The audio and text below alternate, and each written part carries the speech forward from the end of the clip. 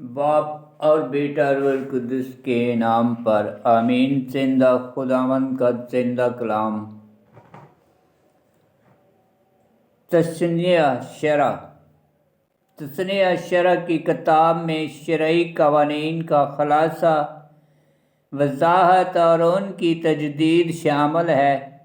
इसमें दो अहद यानी हुरीब का अहद अबवाब 4 से 28 और मुआब में अहद अबवाब 29 से 30 और खुदा के बंदा हज़रत मूसा की तवील तकारीर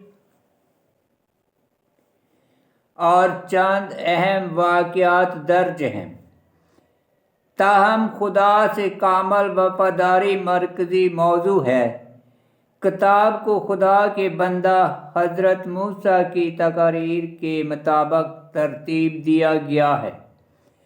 अबवाब 1 से 4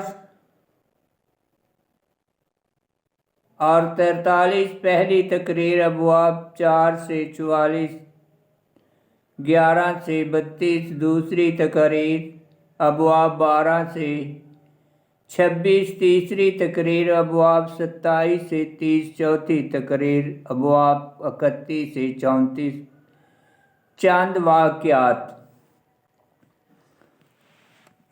तमाम सुनने वालों को मेरी तरफ से सलाम। जनाब, आप लोग जो खुदा का कलाम सुनते हो, इसमें अगर कोई गलती खता हो तो माफ़ कीजिएगा। आमीन। बाप और बेटा रूहुल कुद्दुस के नाम पर आमीन। जिंदा खुदावंद का जिंदा कलाम। तस्नीया शरा की किताब, उसका पहला बाब, कोहे हरीब और कदेश के वाक़यात। ये वो बातें हैं जो मूसा ने उर्दन के पार अराबा में बहरा कुलज़म के मुकाबल परान और तोफर और लब्बान और हसरूत और दी ज़ेहब के दरमियान बनी इसराइल से कहीं, हुरैब से कदेश बरना की तरफ जबल साइर के रास्ते 11 दिन की मुसाफत पर 40वें साल के 11वें महीने की पहली तारीख को मूसा ने वो सब बातें बने इसराइल को बता दी जो खुदा ने उसे उनकी बाबत फरमाई थी। बाद इसके कि उसने अमोरियों के बादशाह सहून को, जो हशबून में रहता था, और बादशाह के बादशाह औज को, जो इश्तराऊत और अदराई में मुकीम था, कत्ल किया था। उर्दन के पार मुआब की सरजमीन में मूसा ने उस शरीयत का बयान करना शुरू किया और कहा कि खुदावंद हमारे खुदा ने हुरैब पर हमसे कलाम किया और कहा कि इस पहाड़ पर तुम काफ़ी देर तक रह चुके हो।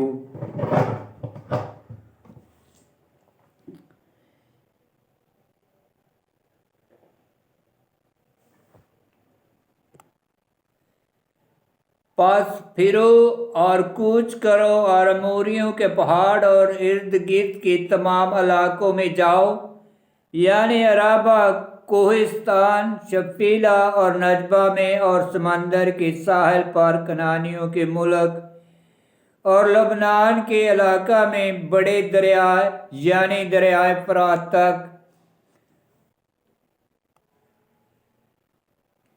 देखो, ये सरजमीन मैंने तुम्हारे सामने रखी है। तुम जाओ और इस सरजमीन के मालिक बनो, जिसकी बाबत मैंने तुम्हारे बाप दादा इब्राहिम और इसहाक और याकूब से कसम खाई कि मैं इसे उन्हें और उनके बाद उनकी नस्ल को दूंगा।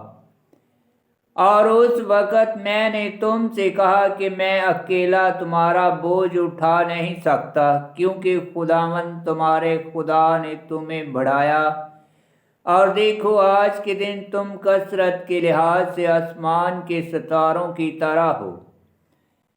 خداوند تمہارے باپ دادا کا خدا تمہیں 1000 گنا بڑھائے اور جیسے اس نے فرمایا ویسے ہی تمہیں برکت دے۔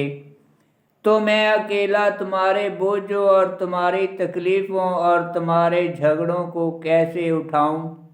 پس تم اپنے قبیلوں میں سے دنا، عقل مند اور نامور آدمی پیش کرو، تاکہ میں انہیں تمہارے حاکم مقرر کروں۔ تب تم نے مجھے جواب میں کہا کہ جو کچھ تو نے کہا ہے اس کا کیا جانا اچھا ہے۔ تو میں نے تمہارے قبیلوں کے سرداروں میں سے عقل مند نامور آدمی چن لیے اور انہیں تمہارے 1000 اور سینکڑوں اور 50 اور 10 پر رئیس اور تمہارے قبیلوں پر عہدہ دار بنایا۔ اور اسی وقت میں نے تمہارے قاضیوں سے خطاب کر کے کہا کہ اپنے بھائیوں کے مقدمے سنو اور آدمی اور اس کے بھائی یعنی اجنبی کے درمیان انصاف سے فیصلہ کرو۔ فیصلے میں کسی آدمی کے منہ کا لحاظ نہ کرو، چھوٹے کی اسی طرح سنو جس طرح بڑے کی سنتے ہو، اور کسی سے نہ ڈرو، کیونکہ عدالت خداوند ہی کی ہے، اور جو امر تمہارے لیے مشکل ہو اسے میرے پاس لاؤ تاکہ میں اسے دیکھوں۔ اور اسی وقت میں نے وہ سب کام جو تمہارے کرنے کے تھے تمہیں بتا دیے۔ تب ہم نے حریب سے کوچ کیا اور جیسا خداوند ہمارے خدا نے ہمیں فرمایا ہم نے وہ تمام عظیم اور ہولناک بیابان طے کیا جسے تم نے اموریوں کے پہاڑ کے رستے میں دیکھا، یہاں تک کہ ہم قدیش برنہ میں پہنچے۔ اور تب میں نے تم سے کہا کہ ہم اموریوں کے اس پہاڑ تک پہنچے ہیں جو خداوند ہمارا خدا ہمیں عطا کرنے کو ہے۔ دیکھ یہ سرزمین خداوند تیرے خدا نے تیرے سامنے رکھی ہے، پس چڑھائی کر اور جیسا خداوند تیرے باپ دادا کے خدا نے تجھ سے کہا اس پر قبضہ کر، مت ڈر اور خوف زدہ نہ ہو۔ تب تم سب میرے پاس آئے اور تم نے کہا کہ ہم اپنے آگے آدمی بھیجیں گے جو ملک کی بابت ہمیں خبر دیں اور جو واپس آ کر ہمیں بتائیں کہ ہم کس راہ سے اس پر چڑھائی کریں اور کون کون سے شہروں میں داخل ہوں۔ تو یہ بات مجھے اچھی معلوم ہوئی اور میں نے تم میں سے 12 آدمی چن لیے، ہر قبیلہ میں سے ایک آدمی۔ تو وہ روانہ ہوئے اور پہاڑ پر چڑھ گئے اور وادی اشکول میں آئے اور اس کا حال دریافت کیا، اور انہوں نے زمین کا پھل اپنے ساتھ لیا اور اسے لے کر ہمارے پاس آئے اور ہمیں خبر دی اور کہا کہ جو ملک خداوند ہمارا خدا ہمیں دینے کو ہے وہ ملک اچھا ہے، مگر تم نے اس پر چڑھائی کرنا نہ چاہا اور خداوند اپنے خدا کے حکم کی مخالفت کی، اور تم اپنے خیموں میں کوڑ کڑائے اور کہنے لگے کہ خداوند ہم سے نفرت کرتا ہے اور ہمیں اس لیے مصر سے نکال لایا کہ ہمیں اموریوں کے ہاتھوں میں گرفتار کروائے اور ہمیں ہلاک کرے۔ ہم کہاں جائیں؟ جب کہ ہمارے بھائیوں نے یہ کہہ کر ہمارے دلوں کو پگھلا دیا کہ وہ لوگ ہم سے زیادہ ہیں اور ان کے قد اونچے ہیں، ان کے شہر بڑے ہیں اور ان کی فصلیں آسمان تک پہنچی ہیں۔ اور یہ بھی کہ ہم نے وہاں اناکیم کی اولاد دیکھی۔ تب میں نے تم سے کہا کہ ان سے مت ڈرو اور ان سے خوف نہ کرو، کیونکہ خداوند تمہارا خدا تمہارے آگے آگے چلتا ہے، وہ تمہاری طرف سے ویسے ہی جنگ کرے گا جیسے اس نے تمہاری آنکھوں کے سامنے مصر میں کی، اور جیسا تم نے بیابان میں دیکھا کہ خداوند تمہارے خدا نے اس سارے رستے میں جو تم چلے تمہیں اٹھایا جیسے کوئی مرد اپنے لڑکے کو اٹھاتا ہے یہاں تک کہ تم اس جگہ آ پہنچے، لیکن اس بات میں بھی تم اپنے خداوند خدا پر ایمان نہ لائے جو راہ میں تمہارے آگے آگے چلتا تھا تاکہ تمہارے لیے قیام گاہ تلاش کرے، رات کو آگ میں اور دن کو بادل میں، تاکہ تمہیں وہ راہ دکھائے جس میں تم چلو۔ اور خداوند تمہاری باتوں کی آواز سن کر غصے ہوا اور اس نے قسم کھا کر کہا کہ اس شریر پشت کے آدمیوں میں سے ایک بھی اس اچھی سرزمین کو ہرگز نہ دیکھے گا جس کے عطا کرنے کے لیے میں نے تمہارے باپ دادا سے قسم کھائی، سوائے کالب بن یفنے کے، اور وہ اسے دیکھے گا، اور وہ سرزمین جس پر اس نے قدم مارا میں اسے اور اس کی بیٹوں کو دوں گا، کیونکہ اس نے خداوند کی اچھی طرح سے فرما برداری کی۔